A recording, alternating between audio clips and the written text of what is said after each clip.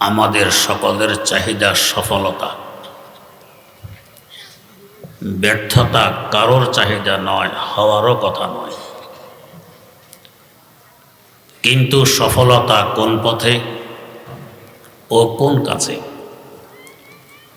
ওই পথ চিনতে এবং ওই কাজ চয়ন করতে আমাদের ক্ষুদ্র বিবেক অক্ষম। তাই তো দেখা গেছে যারা শুধু বিবেক নির্ভর, ওহির ধার ধারে না, এদের কারোর ধারণা স্বাস্থ্য ঠিক রাখতে পারার নাম সফলতা। যদিও হারাম খেয়ে হোক, তাদের এ ধারণা সঠিক নয়। কেন সঠিক নয়? যেমন ধরুন, এখানে দুইজন জুতা চোর ধরা পড়েছে। একজনের স্বাস্থ্য ভালো, আরেকজনের কোনো প্রকার জান আছে, চামড়া হাড্ডিতে লেগে আছে। বলুন তো, কিলকনি কে খাবে? যার স্বাস্থ্য ভালো। যার স্বাস্থ্য খারাপ, সে কিলকনি খাবে না। কেউ দিতে গেলেও ভালো মানুষেরা এসে বাধা দিবে।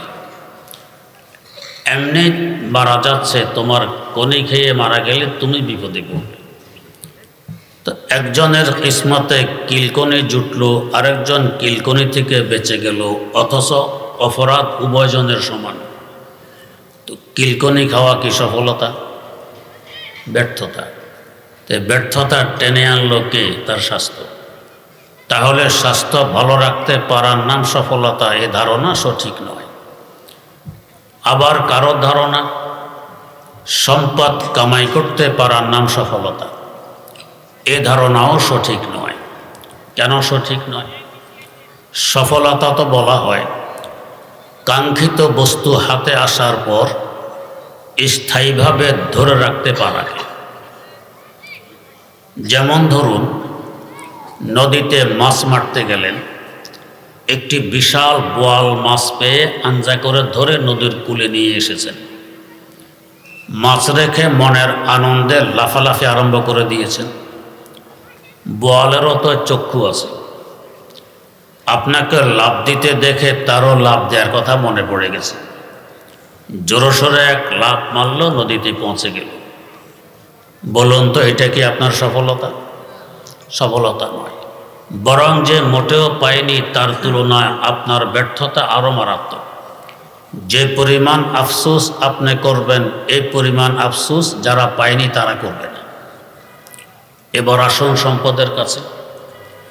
যদি আমি সম্পদ কামাই করতেও পারি, স্থায়ীভাবে কি আমার কাছে রেখে দিতে পারবো না। হয়তো আমার জীবদ্দশায় সম্পদ আমাকে পথের ফকির বানিয়ে আরেকজনের কবলে চলে যাবে। এমন ইতিহাসও আমাদের সামনে আছে। বাগদাদের খলিফাতুল মুসলিমিন এক সময়ের, আরেক সময় দুমুঠো ভাত জোগাড় করতে তাকে ভিক্ষা করতে হয়েছে। অথবা সম্পদের পাহাড় আপন জায়গায় রেখে আমি কবর জগতে চলে যাব। তাহলে সম্পদ কামাই করতে পারা এটাও সফলতা নয়। আবার কারোর ধারণা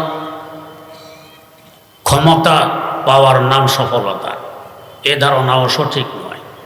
কেন সঠিক নয়? আমরা আমাদের এই ক্ষুদ্র জীবনে বিশ্বের অবস্থা যা দেখেছি, আজ আমি ক্ষমতায় তো কাল জেলখানায়, আজ ক্ষমতায় কাল ফাঁসির কাস্টে, আজ ক্ষমতায় তো কাল পলাতক। ক্ষমতার কারণেই তো আমার এই দশা।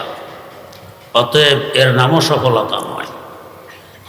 আবার কারোর ধারণা বুঝে হোক না বুঝে হোক, কষ্ট হোক আর আরাম হোক, পশ্চিমা বিশ্বের অনুকরণ করতে পারার নামই সফলতা।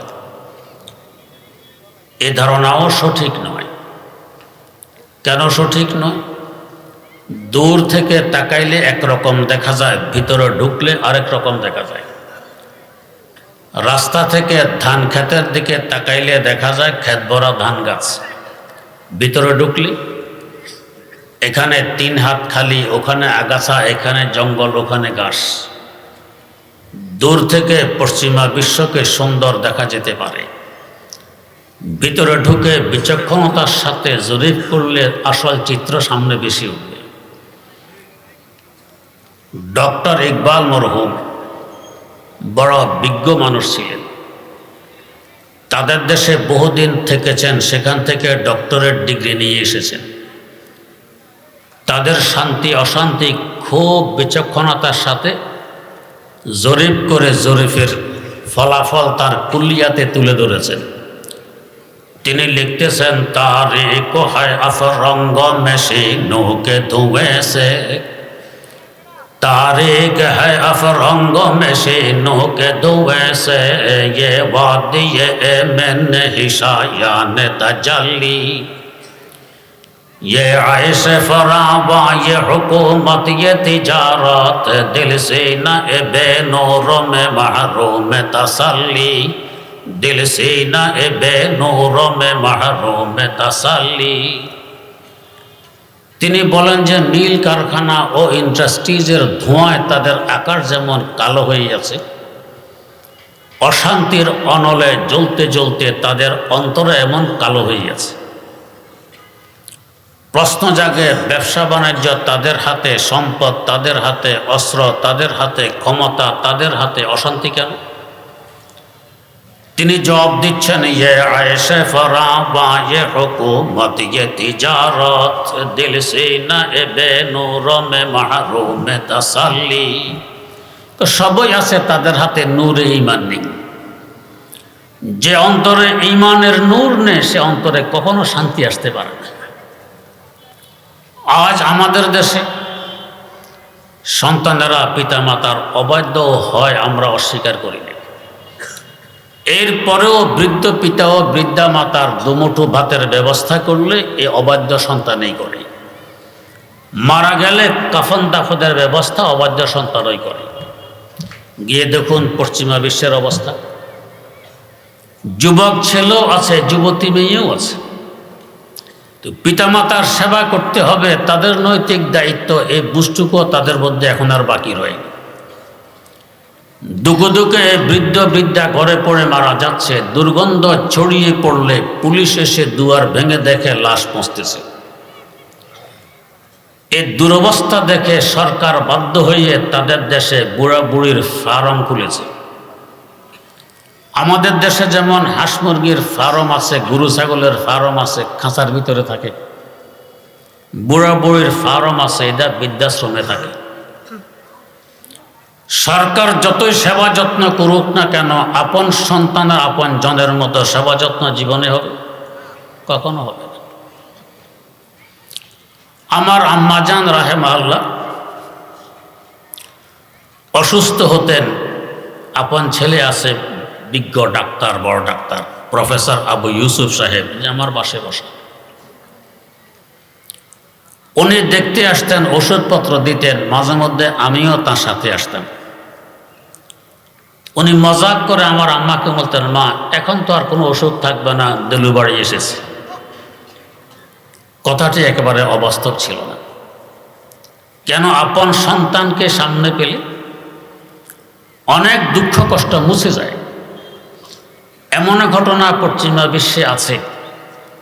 বৃদ্ধাশ্রমে পিতা মারা গেছে, ফোন করা হয়েছে সন্তানের কাছে, তোমার আব্বা মারা গেছে, এসে লাশ নিয়ে যাও। সন্তান উত্তর দিয়েছে, হ্যাঁ আসতেছি। আসতেছি পর্যন্তই শেষ। দিন শেষের পথে আবার ফোন করা হলে সন্তান বলে, সরি আমি একটু ব্যস্ত আছি, কাফন দাফনের ব্যবস্থা আপনারাই সেরে ফেলুন। এ হলো তাদের শান্তি এবং তাদের সফলতার বাস্তব চিত্র। কিন্তু বুঝে না বুঝে আমাদের দেশের বিশেষ করে যুবক ভাইদেরকে দেখা যায় ওদের অনুকরণ করাই লাগবে। যে সময় গোলাম বাঁধি দাস দাসীর কথা ছিল, কে গোলাম কে মালিক এটা বোঝার জন্য চিহ্ন ছিল। গোলামের মাথার চতুর্দিক থাকবে ছোট চুল, কামানোর ন্যায়, উপরে থাকবে লম্বা চুল। বুঝবে যে এটা গোলাম। যে মালিক তার মাথা পুরা মাথায় থাকবে চুল সমান। এখন আমাদের যুবক ভাইদেরকে আমরা দেখি সব গোলাম সেজে আছে, মাথার চতুর্দিক কামানোর নেয়, ছোট চুল উপরে লম্বা লম্বা। বাস্তবতা সে গোলাম নয়, সে মুক্ত। আসলে কিন্তু গোলাম কিভাবে? প্রয়োজন তো ছিল আল্লাহ রাব্বুল আলামিনের গোলামি করা। তার গোলামি করবে না আল্লাহ পাক কাফের মুশরিক নাস্তিকদের গোলাম বানায় রেখে দিয়েছে। গোলামে হক সদানে আইনে তরা প্রিস্ত, গোলামি এ খোদা খুদ আইনে শাহিস্ত। বাদশার গোলামি করা মানে গোলামদের বাদশাহী করা। তো আল্লাহ রাব্বুল আলামিনের গোলামি করা মানে গোলামদের বাদশাহী করা। এটা পছন্দ নয় তো আল্লাহ গোলামের গোলাম বানাই রেখে দিয়েছে। প্রশ্ন জাগে, তাহলে সফলতা কার নাম? আল্লাহ রাব্বুল আলামিন জানাই দিলেন, ক্বাদ আফলাহা মান যাক্কাহা। বান্দা, সফলতার সম্পর্ক তো তোমার ভিতরের সাথে, বাইরে খুঁজতেছ কেন? তোমার আত্মাকে যদি তুমি পরিশুদ্ধ করতে পারো, তুমি সফল কাম। আত্মা যদি কলুষিত হয়ে যায়, তুমি ব্যর্থ। তো সফলতার ব্যর্থতার সম্পর্ক তোমার ভিতরের সাথে খুঁজতেছ বাইরে, সফলতা আসবে কোত্থেকে? এখন বুঝার বিষয়, আত্মাকে পরিশুদ্ধ করা কাকে বলে এবং কিভাবে করা যাবে। কথাটি একটি সূক্ষ্ম, খুব খেয়াল করে শোনা লাগবে। আল্লাহ রাব্বুল আলামিন আমাদেরকে 10টি উপাদান দিয়ে সৃষ্টি করেছেন। 4টি প্রসিদ্ধ, 6টি অপ্রসিদ্ধ। 10টি উপাদানের মধ্যে 5টি আমাদের মধ্যে আছে, 5টি বাইরে। আমাদের মধ্যে যে 5টি আছে এগুলো যথাক্রমে আগুন।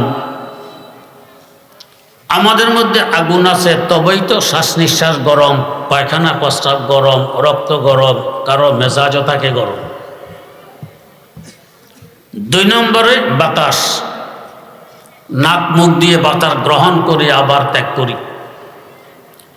3 নম্বরে পানি, চোখে পানি, নাকে পানি, মুখে পানি, ঘামে পানি, প্রস্রাবে পানি। 4 নম্বরে মাটি। আমাদের দেহ মাটির সৃষ্টি, কে না জানে। এই 4 বস্তুর সমন্বয়ে একটি ভাব সৃষ্টি হয়, যাকে বলা হয় নফস। এই 5 বস্তু হলো আমাদের ভিতরে। আরো 5টি আছে আমাদের বাইরে।